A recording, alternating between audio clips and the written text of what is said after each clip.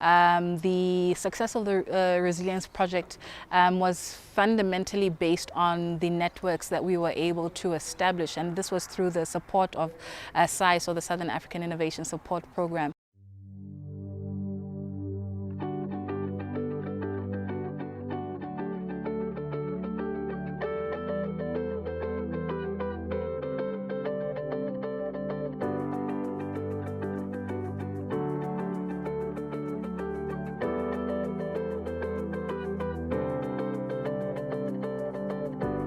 Funding for regional impact in Southern Africa.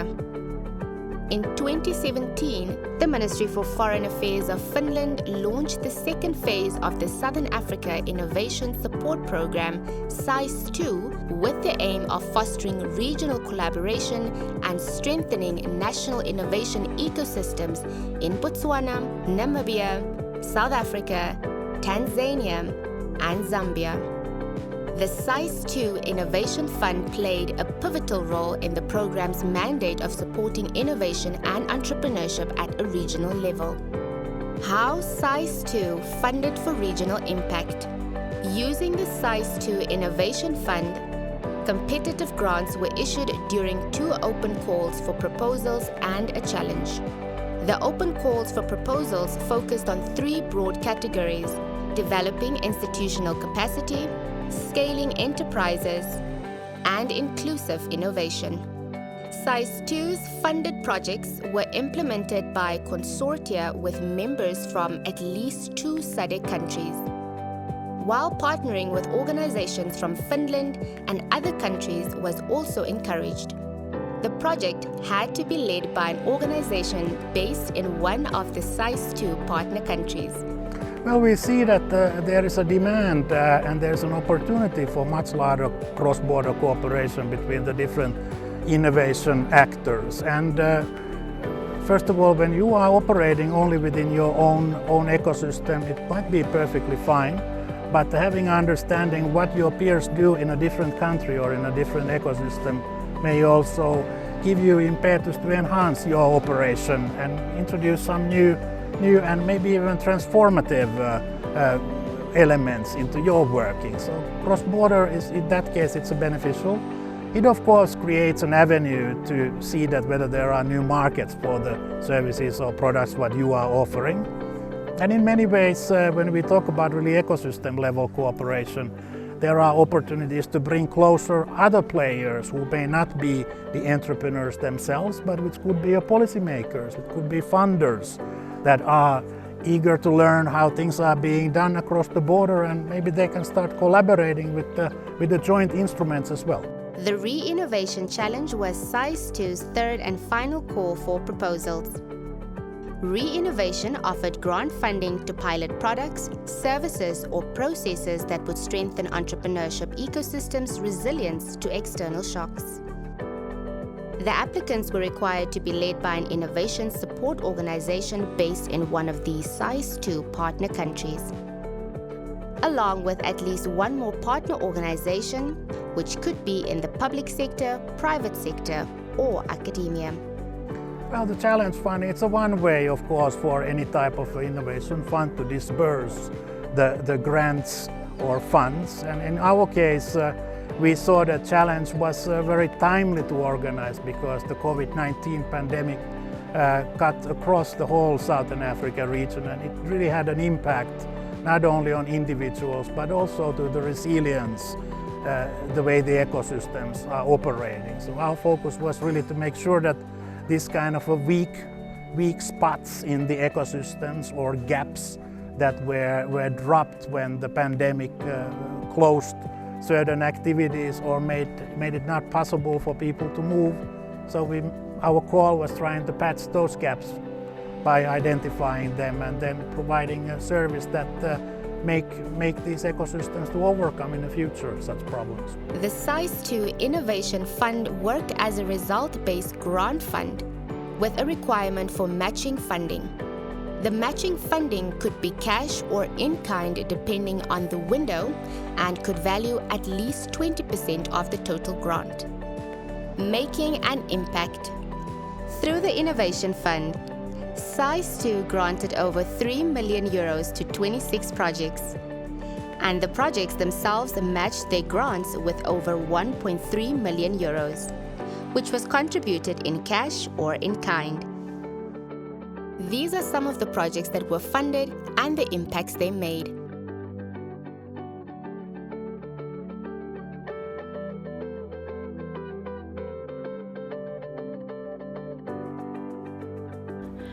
And the last 3 years, we've been working with the Southern African Innovation Fund to design and roll out the Africa Food 360 project, which is basically focusing on empowering agricultural female entrepreneurs that are working with outgrower systems, rural-based markets, and that are also facing challenges in scaling their products and their services in working in these very, very challenging markets. So the idea is to focus on how we can support these businesses to be more inclusive and innovative, building their innovation capacity and addressing some of the most critical challenges that most African food systems are facing, which include food security, climate change, sustainable agriculture.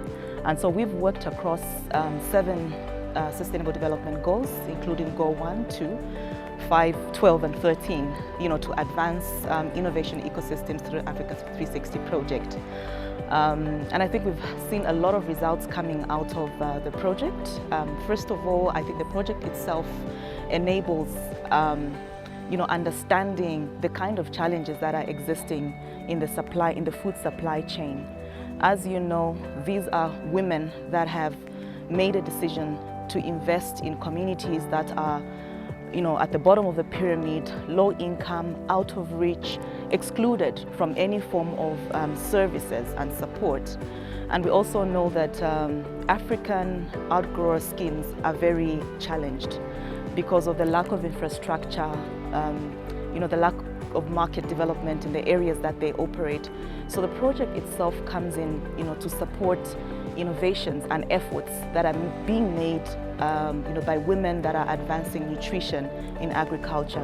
Most of the times we overthink innovation, but I think through this project we've learned to understand that putting certain things into perspective, for example building community partnerships, understanding the local knowledge that exists in terms of creating efficiency in any sort of project that you're rolling out is extremely important.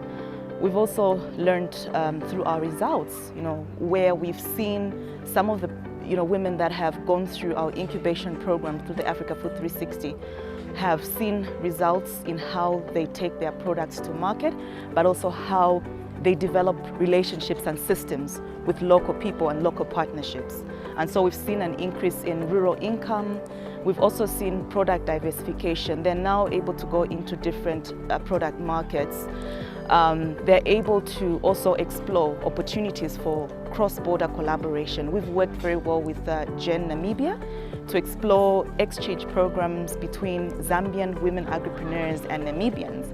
And that has been extremely useful because we're also able to interrogate some of the policies and frameworks that exist in terms of supporting innovation ecosystems and building capacities to ensure that we are increasing the productive capacities of these enterprises that are working in very extreme conditions. Yeah, so I think one of the key aspects has been the kind of knowledge and exposure that has been built through this project. We've been able to engage with key ecosystem enablers and builders, including government institutions, to address some of the challenges that are existing in this agriculture subsector. And that has also in turn helped to build internal capacity within our organization and also to critically look at how we can bring to the table key players within the ecosystem to ensure that we're recognizing the different moving pieces and elements that contribute to making this work. We've also had the opportunity, to advance digital visibility of the projects that we are working with. Through our digital storytelling on the program, we've been able to showcase what is possible in creating inclusivity and innovation. We've been able to showcase some of the projects that have benefited, and I think that has also had a cascading effect because out of this We also, as WEAC, have developed new products. For example, one of them is We Invest, where we have enabled women that are going through the accelerator model to have access to a fundraising platform where they can raise capital for them to scale their innovations. We've also seen a lot of results, in terms of the changes in community practices, the knowledge, that exists, and so that has been extremely beneficial to the work that we do.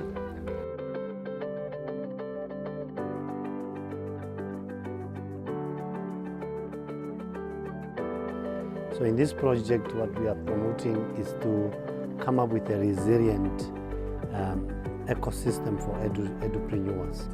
So this project was triggered by COVID-19, where we saw that there was a lot of development around EdTech, but we realized there is no infrastructure in the means of digitalization and also capacity building, but there's also lack of information because all these edutechs, they are working in silo. So what happened is that we want to address that challenge, bringing together these edupreneurs on one digital platform and also capacitate them in terms of digital platform.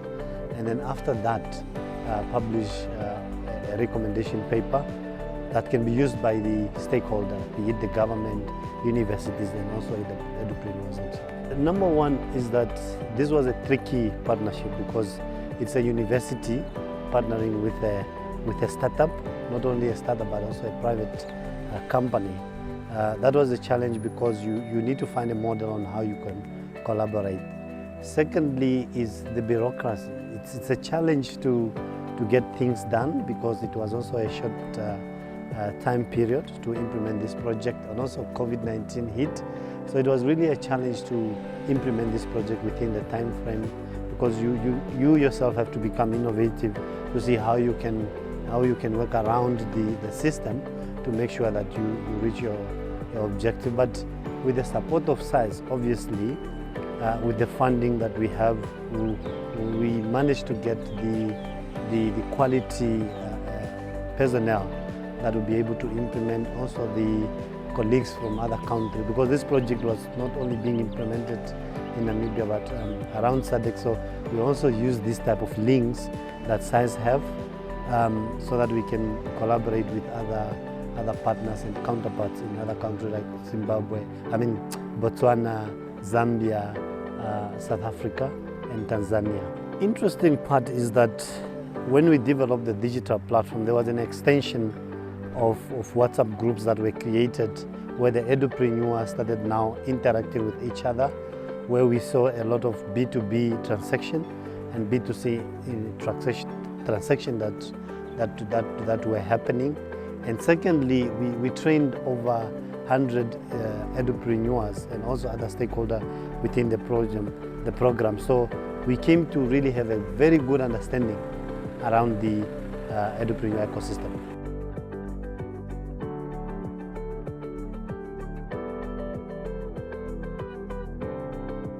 Thank you for having me. My name is Tirelo Ramasedi. I'm the Change Management and Communications Manager within the Office of the Vice Chancellor at the University of Botswana.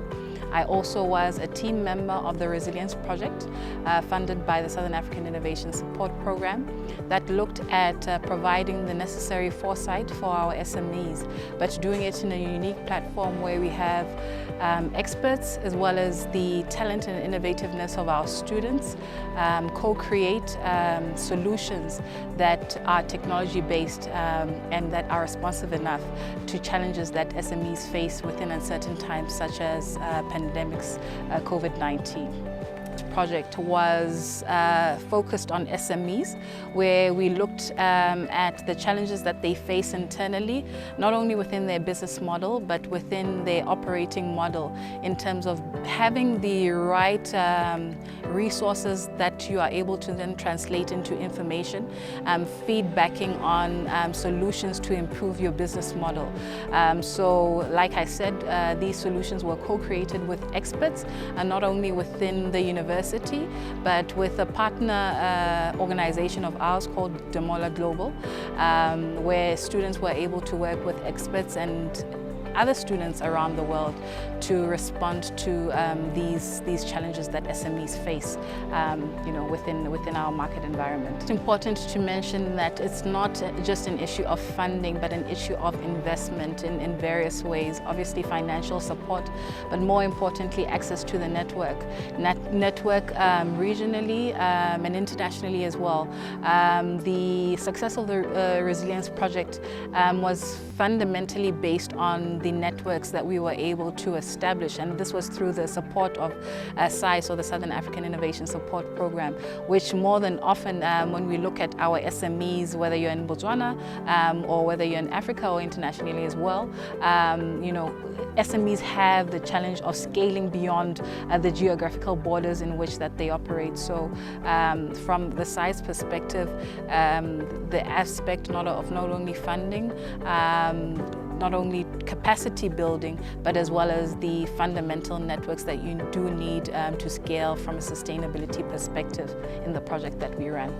The highlights that I would like to share was that we were able to access and interact, but more importantly provide solutions for entrepreneurs across the country in Botswana, SMEs, but more importantly in remote areas, speaking to the tourism sector, which was grossly affected within Botswana and globally as well by the COVID-19 pandemic. But the other great highlight is the opportunity that arises from the pilot project that we ran within the Resilience Project, that going forward, the benefits in terms of the platforms and the solutions, like I said, provided to these SMEs, externalizing their innovations, as well as providing market access through the solutions as well. But more importantly, them being able to better the value proposition that they offer within their enterprises.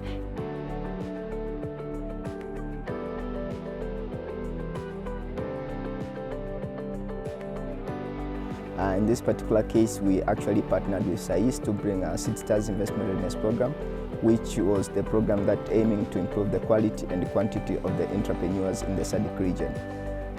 In this particular program, what we have been able to achieve, we have trained about 30 startups from the 10 SADC countries. And then these 30 startups were able also to do workshops, but also one-on-one mentoring, as well as showcasing them to the different investors who were actually now interested now to make some investment towards these solutions. One of the big achievements that we are proud of, first is the collaboration that we have brought in, which was not existing in the past. So the collaboration between the entrepreneurs themselves, but also we are seeing there's a lot of activities that is also for the investors that are actually happening after our intervention. But also we are also happy with the follow-up investments, which we actually, as of 31st December last year, we have recorded about $350,000 that has been committed to the startups that were actually part of the cohorts that we have run. In terms of the support that we have got from SAIS, there's a lot of support, and we truly appreciate for all this support. So number one support that we actually appreciate is the SAIS funding has helped us to actually test and validate our investment readiness score, which was the main tool that we were testing through this particular program. And then after we have tested, of course, we have learned through the way, and then we have improved it, and now it's actually being used in the more than 90 ecosystem that we are actually present. But also on the second part, we have been able to do another fundraising activities after we have already done this SIDSTARS Investment Readiness Program. We have been able to partner with some other international organizations after they have seen the results, and of course the work that we have done with SAIS. So we truly appreciate the support from SAIS.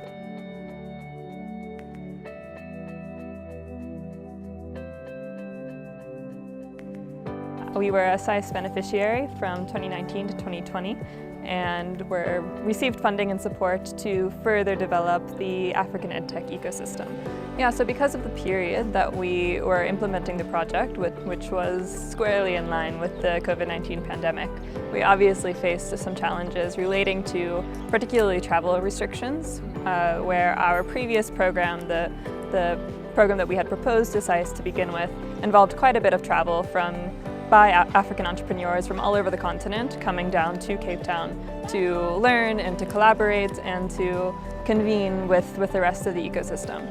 So with that element no longer really in play, we had to quickly figure out a new plan. That really saw us innovating and pivoting quite quickly, coming up with new tools and systems to make sure we could still support these entrepreneurs who were doing really amazing work in the education sector across particularly the SADC region, to continue building their businesses, to work together, to collaborate, to make sure that they're able to access the coaches and the rest of our network and get access to market. SAIS was really supportive in allowing us to make those quick changes. I think it was really over a matter of a few weeks that we had to completely change our incubation program.